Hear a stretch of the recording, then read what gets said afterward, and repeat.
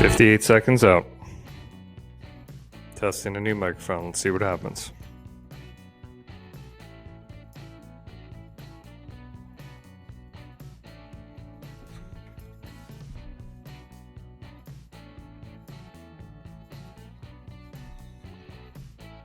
Orb size 82-ish points.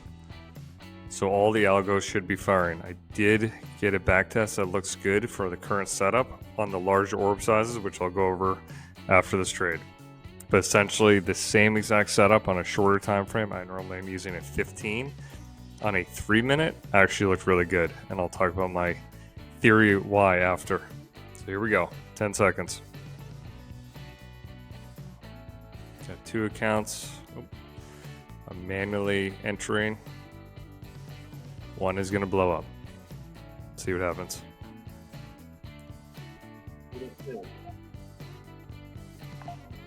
Algos are a go. Algos are in. Algos are out. Oh my god. All right, manual trade's not out yet. We're out now. And did this account blow up? I don't think so. That was it. How quick was that? Oh boy. Oh, gotta love that. Now, my other theory is that if you are in these breakout trades, my target obviously is very small. You can re-enter with the same setup. I normally wouldn't do this, but I'm gonna try it. I went down to 1 contract, and let's see what happens. Don't recommend doing this. This does not conform with the backtest, but I think it's potentially a good move. We will see.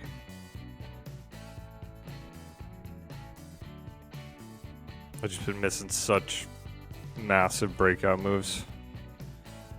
Look at yesterday. This is the breakout.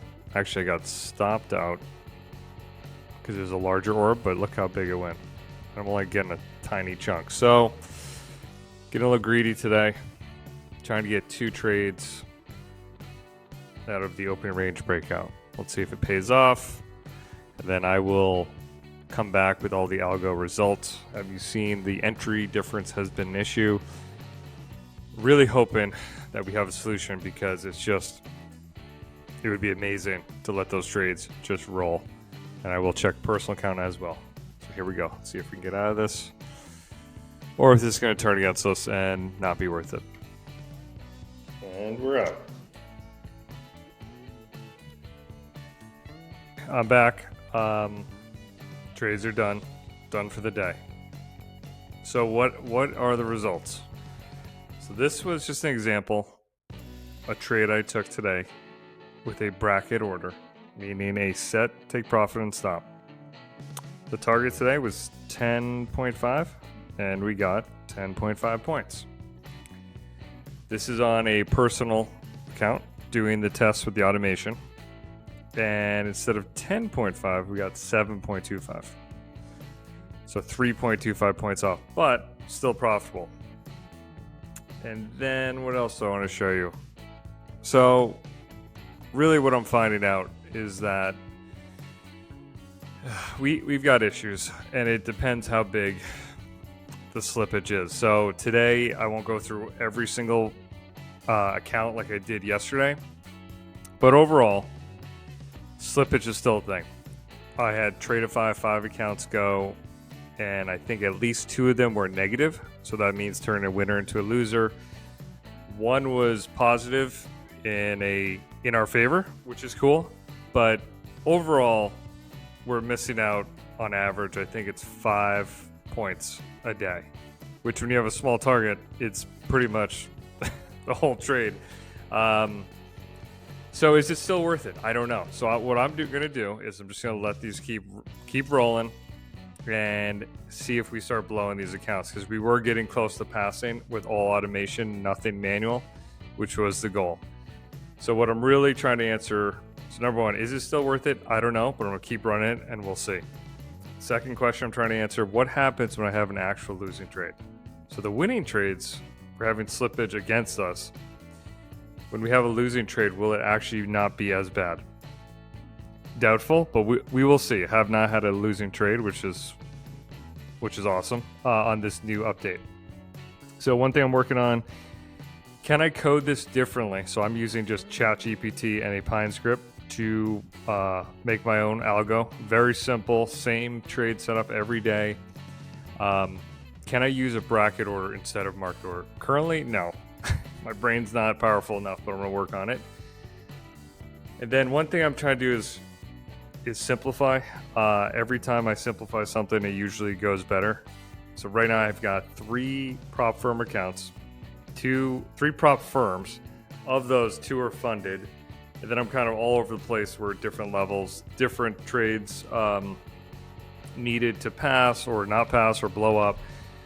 And I'm wondering if it's just easier if I decide to not go with automation, to just manually trade like I did today, which you saw I got the exact amount of points I wanted on one prop firm. And I've got no ties to any of these prop firms, but I keep seeing Apex that you can have 20 accounts and they're really cheap. And my thought is, one of my biggest issues is getting frustrated on these days where I do win, like today was good, but it's not big money. But if I had 20 accounts that were passed, I could just size down and take small winners and not have it feel impactful without having to go bigger on one account, which has always been a downfall. So mentally, this may be easier. And also I won't have to trade, on one trade of 8 accounts, switch to another. So this is something I'm thinking about, but I already have these other accounts going, so I don't want to just blow them up. And the reason I went with Tradeify, my funded futures, and funding futures is they allow automation from what I've read. Apex does not. If you know different, let me know. If Apex is listening, let me know. So I love simple. So we'll see. I may just do that and just keep it simpler. I can make 1 trade a day on all my prop firms. I could make 1 trade on my personal if the automation's slippage is not worth it. And lastly, yesterday was October 14th, and I manually traded even though all my backtesting said not to, because the big orbs did not look good, and that was why yesterday's trade failed. And shame on me for not remembering that. So what I did do, and what I'm always looking for is, can I have one setup that looks good across as many things as I can, meaning all orb sizes, all time frames. If it looks decent on different time frames, different orb sizes, then usually I will be more confident in that versus overfitting, what I used to do a lot, where I would, go insane and have Mondays a certain day, Wednesdays a certain setup, Thursday a different setup, and you're really just overfitting. So I came up with my current setup, and then I adjusted for orb size. So this is for large orbs. I think this is for over 150, over 200 points. There was only 34 last year. But what I did is, when I was looking at yesterday, I don't know why the orb drawing is wrong. That's slightly concerning. Because it's not showing up right. I'm not sure why that, but the entry and exit did. So this was yesterday's orb. And I was going on a 15-minute. God. No, where am I? Bear with me. That was today. So yesterday did not trigger on the 15-minute. And I said, well, that's still a good trade. I manually traded it and got stopped out. But the backtest on 15 on bigger orbs does not look good. So what I did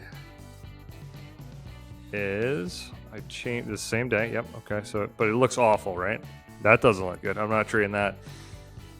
So I said, well, it still was up, but maybe we need to just change the time frame. Sometimes it's just the actual hypothesis of how much the price moves is still valid, but you need to change the time frame. So I changed nothing else. I went to a shorter time frame. See if I can find this trade again. Yep, there it is. I don't know why these lines, this is my own code, so who knows. But so yesterday, the 14th, which was Not a good trade because of our settings. I changed just to a 3-minute off of my 15-minute settings, and yeah, it's only 34 trades, but that's pretty good.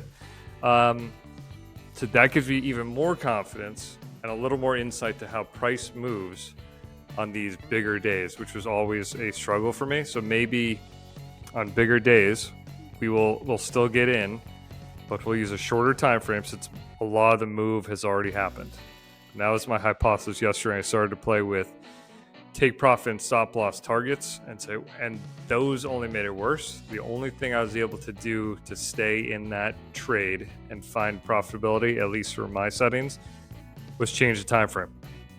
But that gives you more confidence. So now we've got all orbs covered, which was not the case. It's only 34 big ones, but that's a good thing. So feeling good about the setup, but not feeling great about the automation. So I'm hoping I can answer all these questions, and I'm still going to let these ride.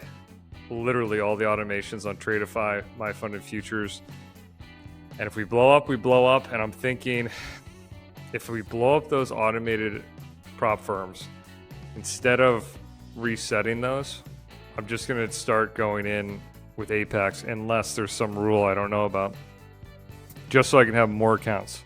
So if I'm going to spend the time to manually set bracket orders, might as well have it across all the accounts, and it's the cheapest one. So I think that's what I'm going to do.